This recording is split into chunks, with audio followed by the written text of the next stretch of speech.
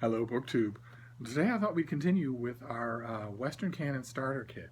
A lot of you, before I had my absence from BookTube, a lot of you seem to be enjoying it, and I certainly enjoy doing it. In fact, I got a comment from someone referring to it as literacy in a nutshell, which means that at least one of you has known me for a very long time and remembers that I have done this in many different forms, in many different ways, many times. I really enjoy it. The goal for those of you who may be coming to this without having heard about it is to get the basics of the Western canon under your belt. Simple as that. Without worrying about it, without being intimidated about it, without thinking that you need to go back to school for it, without needing a pile of reference works from the library. Just dive into the works themselves. This is a bare bones, stripped down version of the Western canon that is meant for you to read so that you can say that you have these things done, so that you have the raw material in your mind and can then cogitate on it, revolve around it, go back to it, read it in different translations, read people's comments about it, make it your own over time. But don't put off any longer actually getting it done. And we're going to continue with that today. Now, I'm not trying to maintain the illusion that you're all doing this in real time, but we started out with the Bible, a very basic,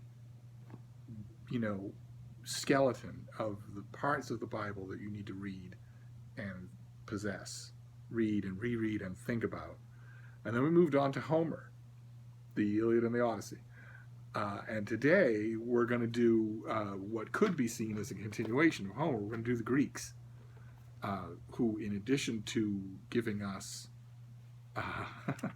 science and the art of war and the art of love and philosophy and rational inquiry and democracy, also gave us the groundwork of literature and also a lot of the groundwork of nonfiction, of analytic nonfiction. So you got to do them, and they have a kind of off-putting air to them, and I don't deny that. And there's not a whole world of things we can do to soften that, but they are more inviting than they seem. And once again, I'm giving you here just a very basic, stripped-down version of what to do with them, just to start. I think that once you start, you will want to keep going. But what we want to do here is two things. So I'm going to leave out, for instance, Archimedes or Hippocrates. We're going to leave out the sciences, and we're going to concentrate on literature and philosophy because they cast the longest shadows in terms of the Western canon, in terms of the stuff that we're going to be concentrating on. We're going to do that. We have to start off with the Dramatist. We have a handful of dramatists who have survived, and we have a handful of their works. It's very frustrating to get to somebody like Sophocles and know that you have a tenth of what he wrote. That's very frustrating. That's as many commentators have pointed out. That's like hearing that there's a playwright named Shakespeare for whom you have Titus Andronicus and the Merry Wives of Windsor and rumors of something called Hamlet that you don't have, but you're wondering if it was any good. That is very frustrating, and you just have to deal with that with the Greek dramatists, because barring an unforeseen miracle in a well-preserved library, ancient library, I don't think we're going to get much more than what we have. So we're going to start with Aeschylus, and with him it's 3 plays. It's a trilogy. It's the Oresteia that you have to read. And again, the principle of translations here will be, I'm assuming like with Homer, that most of you, 99.9% of you, will not be reading these in ancient Greek. So you will need a translation. And the approach that we took for a translation in Homer, I piled a bunch of translations in front of you, gave you a thumbnail of their strengths and weaknesses, and then urged you to go to your library, or alternately download samples on your phone and pick the one that you like the feel of the most. All of them will be more or less in the ballpark of an accurate translation. So, and the key here is not the bragging rights over whose translation you've read. The key is to read. The key is to get these things read and no longer be putting them off. So the same thing applies to all of these works, and especially to the Oresteia. I would recommend the Robert Fagel's translation. I think it's really, really good. And it also has the benefit of being something you might be able to find in your bookstore. I think the Robert Fagel's translation is the Penguin Classic, and there are used editions all the time. So I would recommend that, but it doesn't really matter. It doesn't have to be him. What you want to do is the same approach that we've talked about before. The Oresteia is a trilogy about the fallout of one particular character in the Trojan War, King Agamemnon, who comes home from the war with a conquest, with a concubine, Cassandra. Unbeknownst to him, his wife has taken up with a lover, and they both have ambitions to do away with him and take the kingdom. And when they do, that blood debt of revenge falls on Agamemnon's son. But in order to absolve the blood debt, he has to incur a new one by killing his own mother. And the three plays are astonishing. They are an astonishing progression from implicitly from the barbarism of Homer to the civilization of trial by jury and the idea of guilt and innocence. You have to read all three. So this business of people I've heard in the distant past, I would have colleagues, friends of mine, academics, who would say, just read the Agamemnon, the first play. No, no, you have to read all three. And then the next person will be dealing with Sophocles. And for him, he wrote a large number of plays, 90-something plays. We don't have any but a tiny fraction of them, but we have some great ones. And the two that I would strongly suggest you read, you concentrate on, just ignore the others for now, is his great anti-war polemic Antigone, and his play Oedipus Rex, that another person will be talking about on this list, considered the epitome of drama, the perfect play. And it's kind of hard to argue with that. It's unlikely that's a shame, but it's unlikely that any of you will see Oedipus Rex on stage. If you have a chance, you should. But it's even reading it, you'll see it's just a beautiful mousetrap of a thing.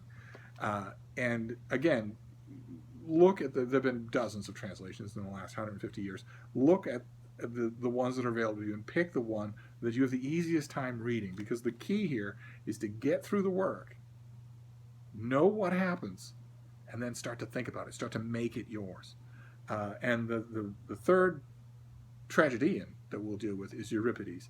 And the key to these people, Aeschylus, Sophocles, and Euripides, is that they took the character complexity that they found in Homer, where in Homer you have foolish characters who sometimes are wise, you have boring characters who sometimes are saying the right thing, you have moral complexity on all sides. There are virtually no easy answers character-wise in Homer.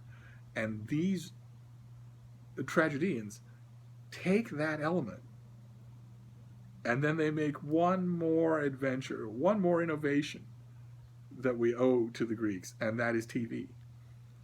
They take that element and they remove it from the static grandeur of Homer and put it on the stage with people walking around.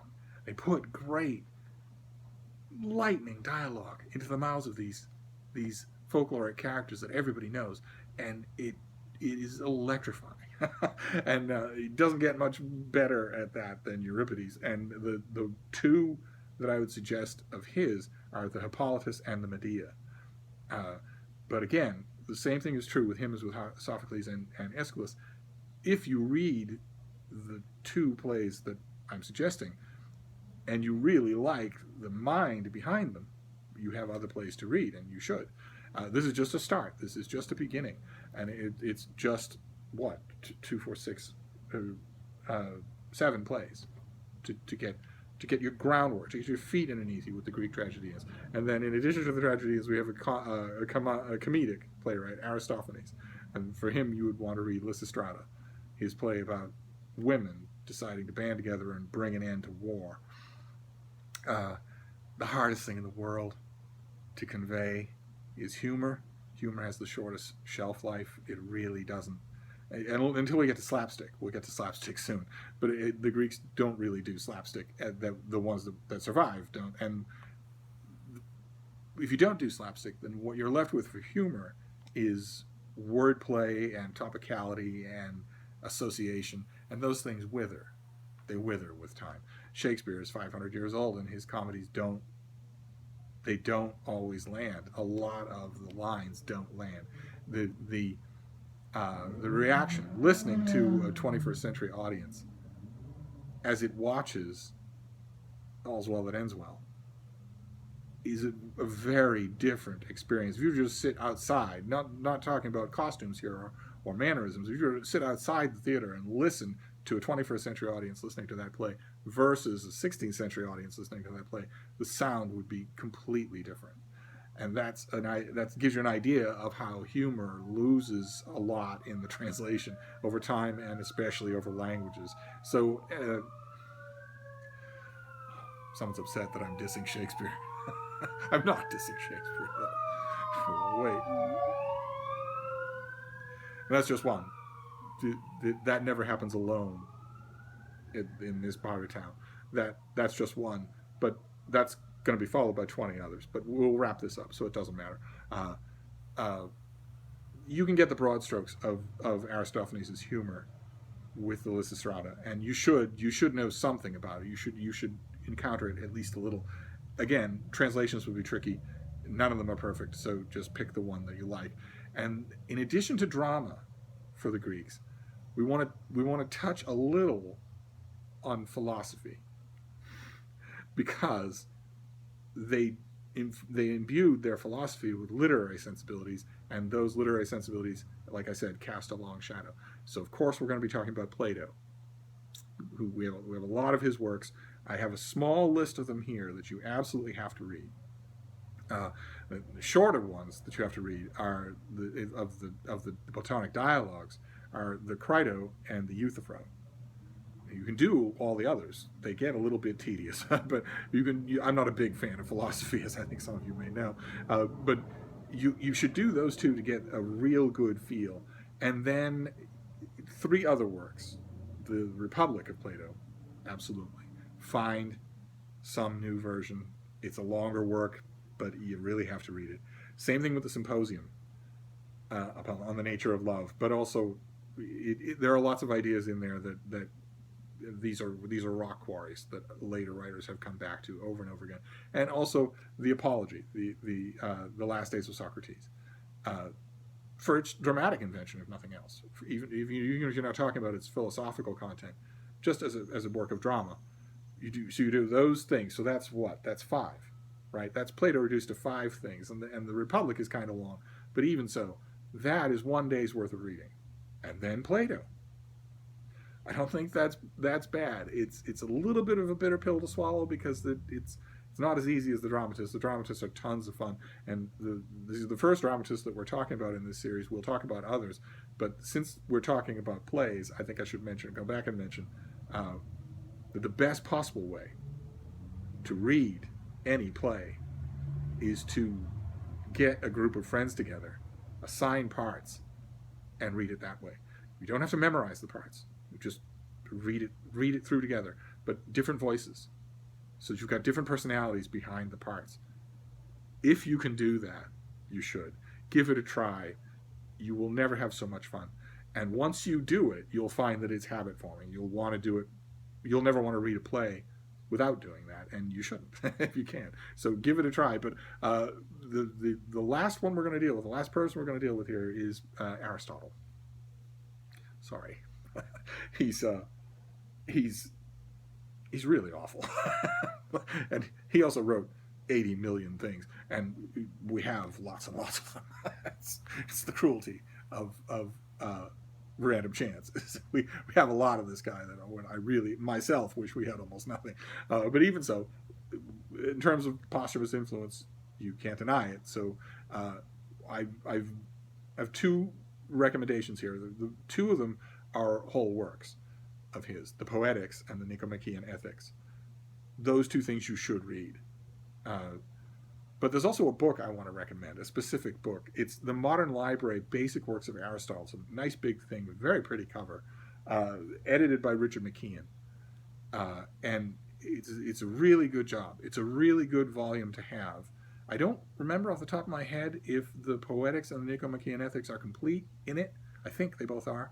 But even if they aren't, the McKeon Aristotle is something that you'll want on your shelf because you'll go back to it over and over again. And that's it. That is the Western Canon Starter Kit, the Greeks. And I know this was a long video, but if you look back at what we've talked about here, it's not a lot of reading. It really isn't. The plays can be read in a day. So realistically speaking, if you're parsing them out and you want time to breathe and you work and you have a life and you have kids and whatnot, then a week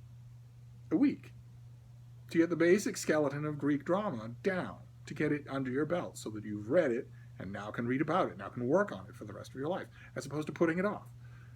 And then the philosophy, there are a couple of longer works here that take a little long, but it's still, we're not talking a lot of time. The time-consuming thing here would be gathering your friends together to do the drama reading, but it's so much fun that I suggest that you do it. But anyway, that's it for the Western Canon Starter Kit this time around. And next time we'll move on. And if we've done the Greeks, I bet you can guess who we're going to next. I'll try to be gentle, and I'll see you then. Thank you, BookTube.